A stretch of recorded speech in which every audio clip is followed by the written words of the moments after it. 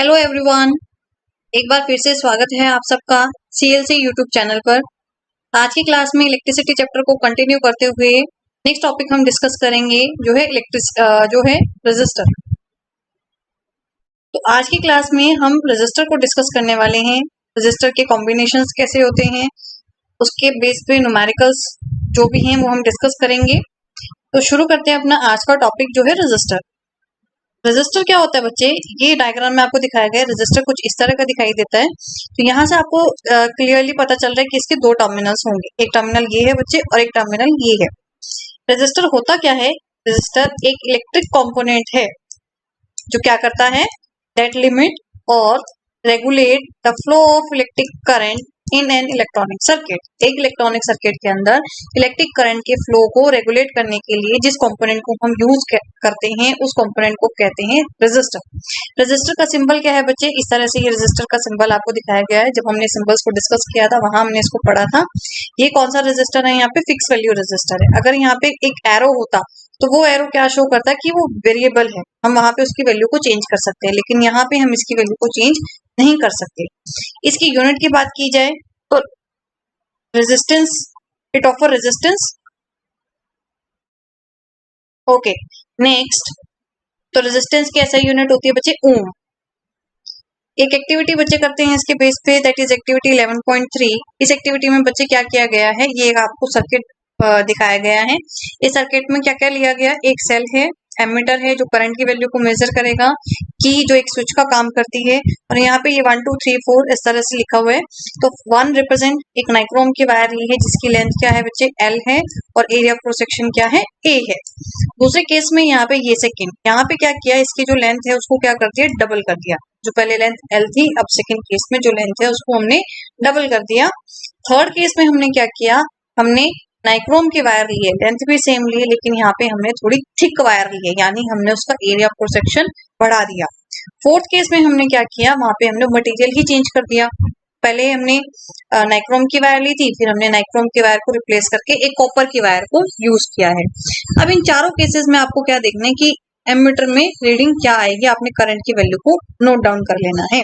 उसके बाद आपने ऑब्जर्व करना है कि क्या करंट लेंथ के ऊपर डिपेंड करता है या current depend on area of cross section. तो हमने ये क्या करना है, इस एक्टिविटी से ऑब्जर्व करना है। तो चलिए देखते हैं कि हमने क्या ऑब्जर्व किया। तो हमने क्या ऑब्जर्व किया बच्चे, जब हमने लेंथ को डबल किया, when the length of the wire is double, तो एमीटर की रीडिंग क्या हो गई बच्चे, रिड्यूस हो गई, डिक्रीज हो गई है। कितनी, 1/2 पे। जब नाइक्रोम के वायर को हमने रिप्लेस किया एक दूसरी वायर से जो जिसका एरिया ऑफ क्रॉस सेक्शन क्या है, ज्यादा है, यानी हमने एक थिक वायर को यूज किया, तो वहां पे एमीटर की रीडिंग क्या हुई बच्चे, इंक्रीज हो गई। इन द नेक्स्ट केस, जब नाइक्रोम की वायर को रिप्लेस करके एक कॉपर की वायर को हमने यूज किया, जिसकी डायमेंशन सेम है, एरिया सेम है और लेंथ भी सेम है, वहां भी आपको चेंज देखने के लिए मिलेगा। तो यहाँ से हम क्या कंक्लूड करते हैं, तो हम यहाँ से कंक्लूड करते हैं दैट रेजिस्टेंस कौन कौन से फैक्टर के ऊपर डिपेंड करता है, it depend on the length, it depends on area of cross section and it depends on the nature of material.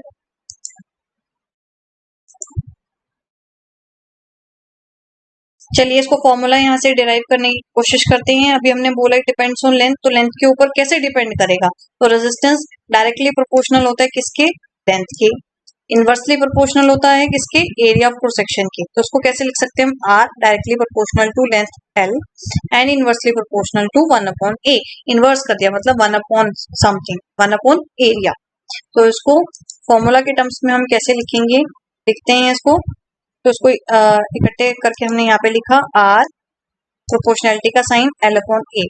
अब इस साइन को अगर हमने रिमूव करना है तो यहाँ पे कांस्टेंट ऑफ प्रोपोर्शनैलिटी देना पड़ेगा, जो हमने क्या दिया है, रो। इसका सिंबल है रेजिस्टिविटी का, where rho is a constant of proportionality and it is called electrical resistivity of the material of the conductor। तो फॉर्मूला क्या बन गया बच्चे आपका, R is equal to rho L divided by A। तो resistance किसके ऊपर डिपेंड कर रहा है, रेजिस्टिविटी के ऊपर डिपेंड कर रहा है। अब यहाँ पे ये दो टर्म्स आई है, एक आया है रेजिस्टेंस और दूसरी आई है रेजिस्टिविटी। तो रेजिस्टिविटी अगर आपने समझनी है तो रेजिस्टिविटी क्या है बच्चे, रेजिस्टिविटी मटेरियल की कैरेक्टरिस्टिक है, फंडामेंटल प्रॉपर्टी है मटेरियल की, जो यूज किया जाएगा क्या बनाने के लिए, वायर बनाने के लिए या कंपोनेंट्स को बनाने के लिए। और रेजिस्टेंस क्या है बच्चे, रेजिस्टेंस उस पर्टिकुलर वायर का, उस पर्टिकुलर कंपोनेंट का कैरेक्टरिस्टिक्स है। ठीक है, तो दोनों में सिर्फ इतना ही डिफरेंस है। रेजिस्टिविटी मटेरियल की कैरेक्टरिस्टिक है जिससे मटेरियल बनेगा, और रेजिस्टेंस क्या है, उस कंपोनेंट और उस वायर का कैरेक्टरिस्टिक्स है। ठीक है, इसके बाद हम बात करते हैं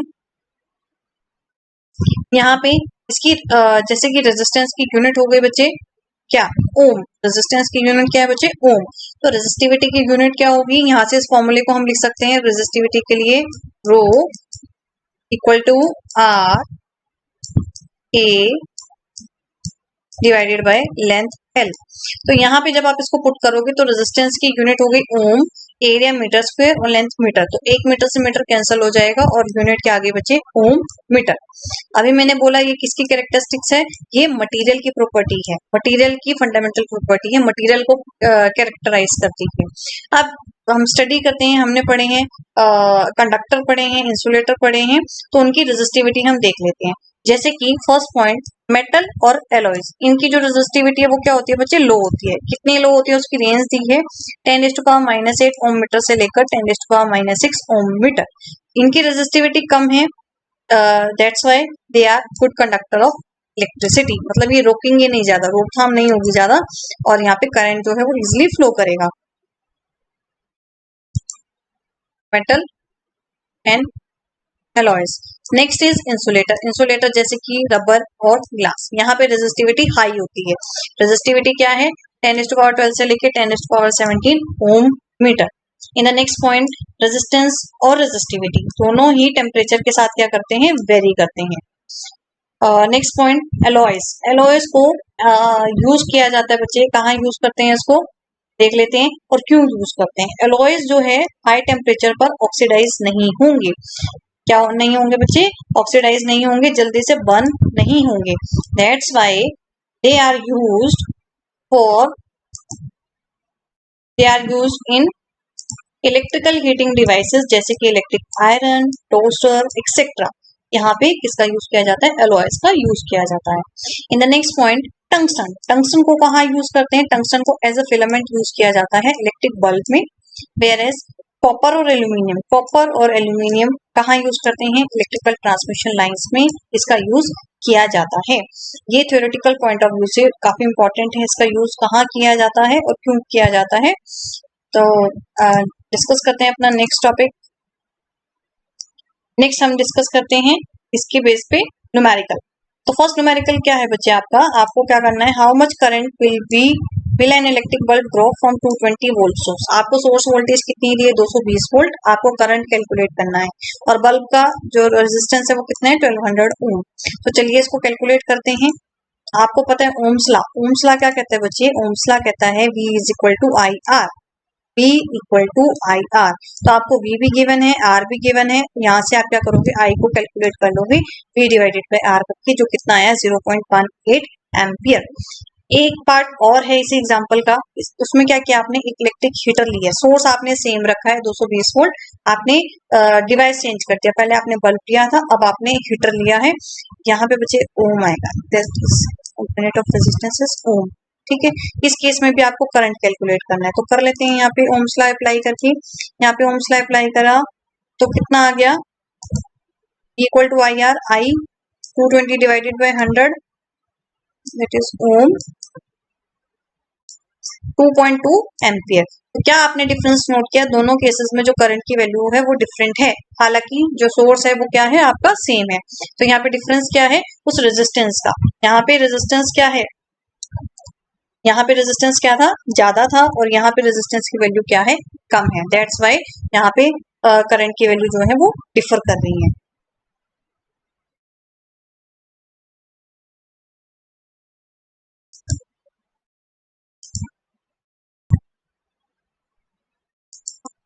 नेक्स्ट न्यूमेरिकल डिस्कस करते हैं। The potential difference between the terminals of electric heater is 60 volt when you draw a current of 4 ampere from the source. What current will the heater draw if the potential difference is increased to 120 volt? क्या बोले बच्चे आपको, एक electric heater है, उसका potential difference आपको given है कितना, 60 वोल्ट। कब, जब 4 एम्पियर का करंट अपने सोर्स से लेता है, ड्रॉ करता है, खींचता है, ठीक। अब क्या किया, पोटेंशियल डिफरेंस को इंक्रीज कर दिया, कितना, 120 वोल्ट तक इंक्रीज कर दिया। आपको करंट कैलकुलेट करना है कितना होगा। तो चलिए कर लेते हैं, बहुत सिंपल सा एग्जांपल है। आपको पता है ओम्स लॉ के according V is equal to I R, ठीक है। V equal to I R, सबसे पहले हम क्या करेंगे, रेजिस्टेंस कैलकुलेट करेंगे। तो 60 डिवाइडेड बाय 4, ये रेजिस्टेंस कितना आ गया आपका, 15 ओम। नेक्स्ट आपको करंट कैलकुलेट करना है, तो करंट को कैलकुलेट करते हैं।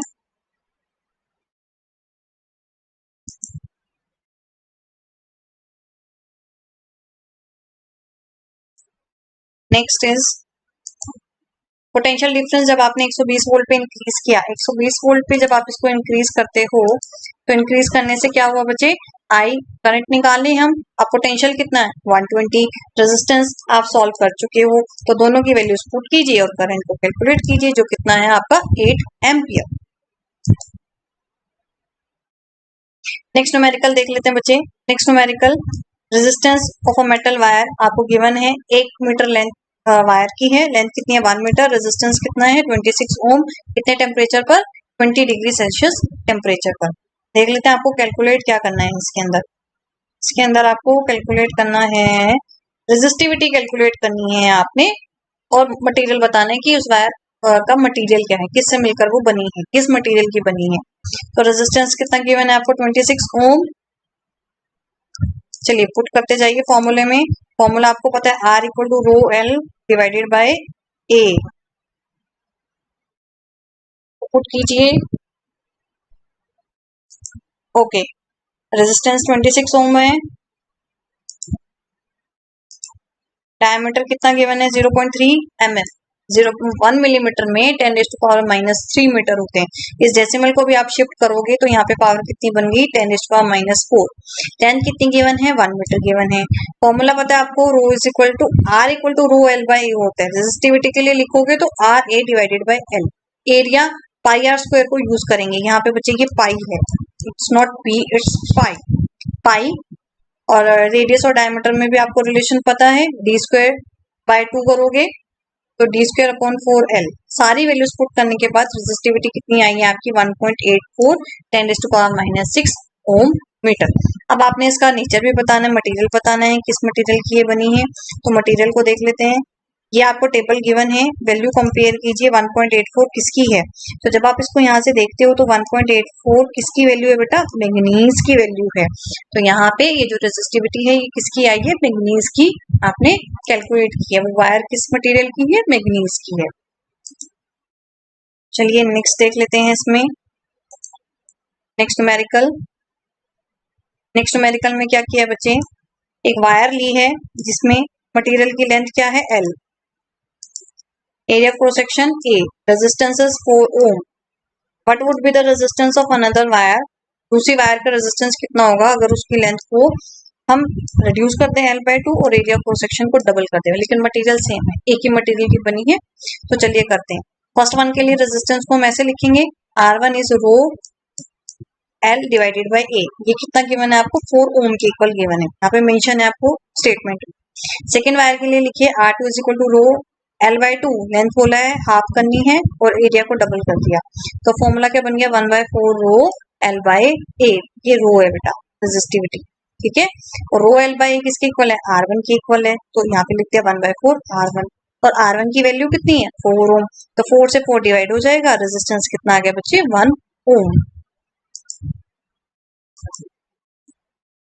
इसके बाद कुछ क्वेश्चन है बच्चे, ये डिस्कस कर लेते हैं। First question is, on what factor does the resistance of a conductor depend. तो ये फैक्टर हम कर चुके हैं, nature of material, length, area of cross section as well as temperature पर भी ये डिपेंड करता है।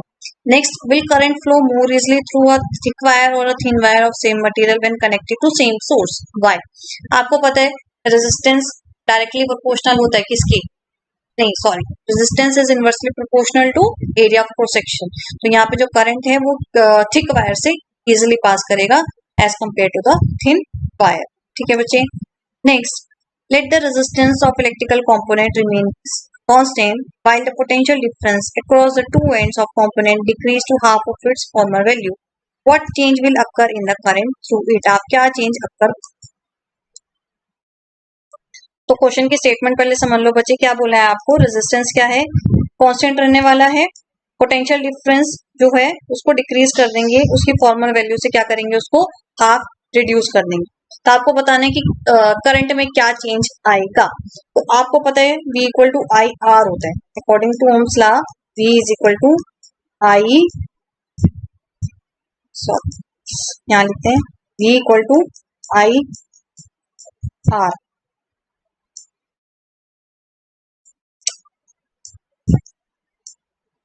Is equal to I R. ठीक है बच्चे, तो आपको बोले रेजिस्टेंस कांस्टेंट, तो ये दोनों क्या है, एक दूसरे के डायरेक्टली प्रोपोर्शनल है। अगर इसको हम हाफ रिड्यूस कर देंगे तो यहाँ पे जो करंट है ये भी क्या हो जाएगा, हाफ रिड्यूस हो जाएगा।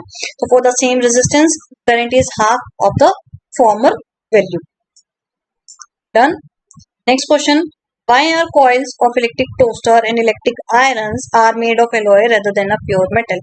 ये अभी हम पीछे कुछ पॉइंट्स में हमने ये डिस्कस किया था, क्योंकि एलॉय की जो रेजिस्टिविटी है हायर होती है as compare to pure metal, इसलिए इसको किसमें यूज किया जाता है,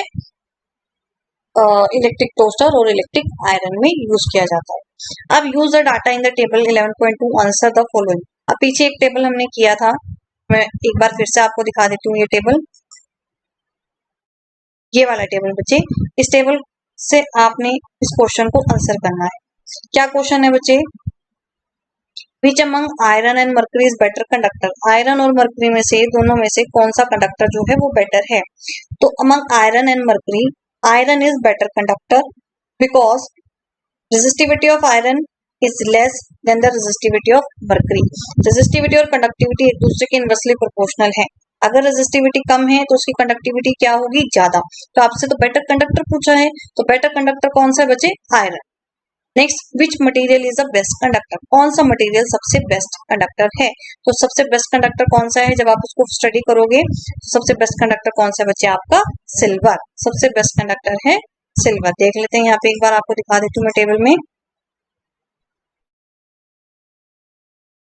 यहाँ पे देखो सबसे ज्यादा रेजिस्टिविटी किसकी है, सिल्वर की। तो सबसे टॉप पर जो है सिल्वर है, सबसे लो रेजिस्टिविटी है इसकी। ठीक है, सबसे low resistivity, that's why silver is the best conductor. इन क्वेश्चंस में आपको कोई डाउट नहीं होगा।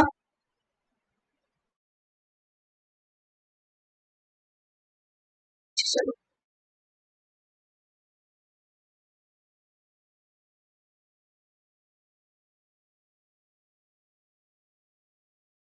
तो आज के लिए इतना ही, कल हम करेंगे कॉम्बिनेशन ऑफ रेजिस्टर।